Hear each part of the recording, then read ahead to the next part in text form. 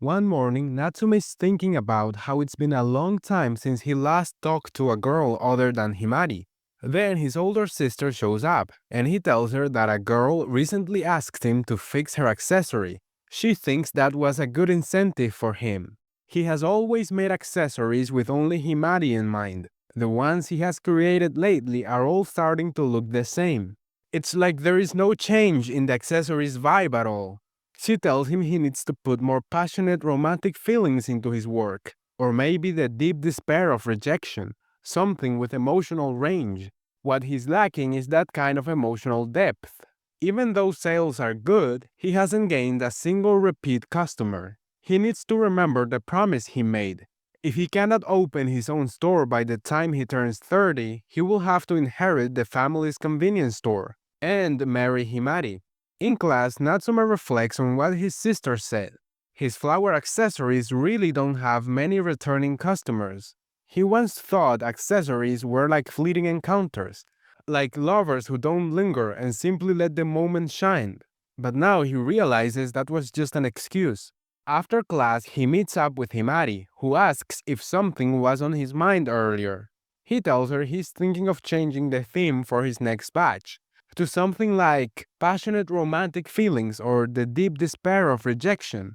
She asks if he's finally getting interested in romance. When he explains what his sister said, Himari points out that if he wants to boost sales, he has to look at things from the buyer's point of view. And from that angle, using romance as a theme is spot on. Their main target is girls after all, and girls love romance. Even if she personally cannot feel romantic, she's still super popular. Things are already decided by the time a boy confesses to her, which in her words make her the strongest in romance. So Natsume asks the so-called strongest in romance what she thinks about love. She says it's the feeling of wanting a kiss or sex. She doesn't believe that's just lust, because the desire to kiss someone doesn't arise unless you love them.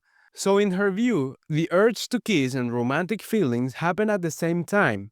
Lust itself might even be the antenna for romantic feelings.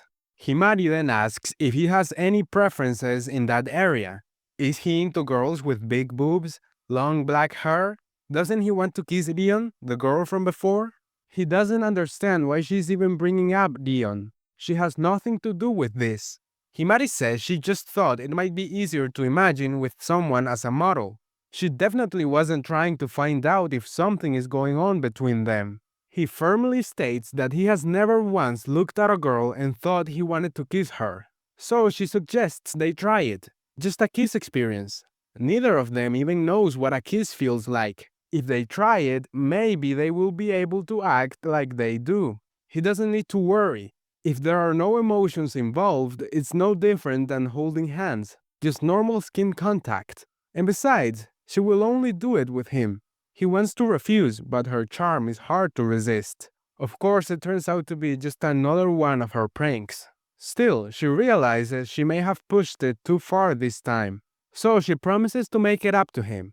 He has to clear his schedule for Saturday afternoon, but she keeps what they're doing a secret. Then on Saturday, Himari's older brother picks Natsume up at her request. He tells Natsume that he has missed him since he hasn't visited lately. He would have loved to go hunt for anime merch with him, but he has work, so no can do. When Natsume arrives, Himari announces they have a special guest. It's not just her. Rion is there too. It turns out this was a plan the two girls came up with together. Still, Natsume is puzzled. He thought he had already broken the ice with Rion the other day, but now the atmosphere between them feels off.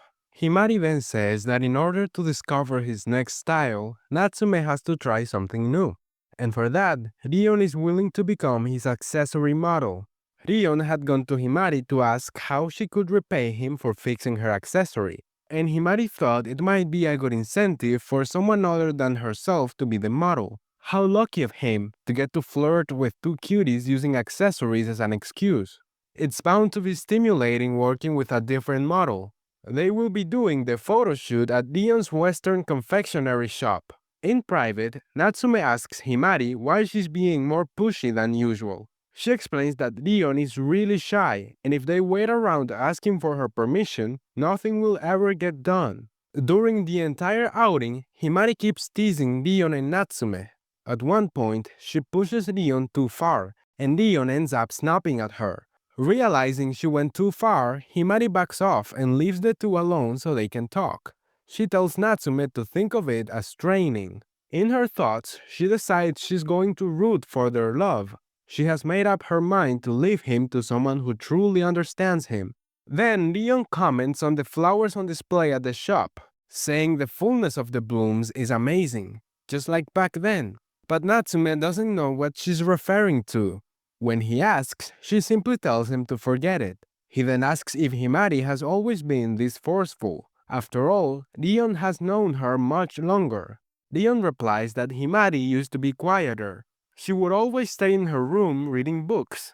Her mother told her to befriend her, so she lured Himari out with cookies. After that, they start searching for a flower that fits the theme of romance. Maybe a tulip will do. It symbolizes love and sympathy. He actually starts rambling about tulips, so she asks him why he likes flowers so much. He explains that he once went to a botanical garden with his family. At some point, he got separated from them. Wherever she may have come from, there was a girl who was also lost. So they searched for their parents together. He ended up giving her a little bit of change so she could buy a flower. She said she would take it as a souvenir and that she would wear it in her hair every day. Of course, it would wilt eventually. That moment made him start liking flowers. If handled properly, flowers can last. And maybe someday one will reach her. She then asks if he's talking about a hibiscus, the one in her hair.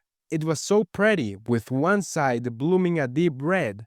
Didn't he once say the color suited her hair? She had always hated her hair since she was little, but ever since then she started thinking maybe it wasn't so bad after all. His flower had reached that girl. He thanks her for telling him. Then he adds that hibiscus symbolizes fragile beauty and also new love. Afterward, they realize Himari had gone home first. Rion suggests they exchange numbers.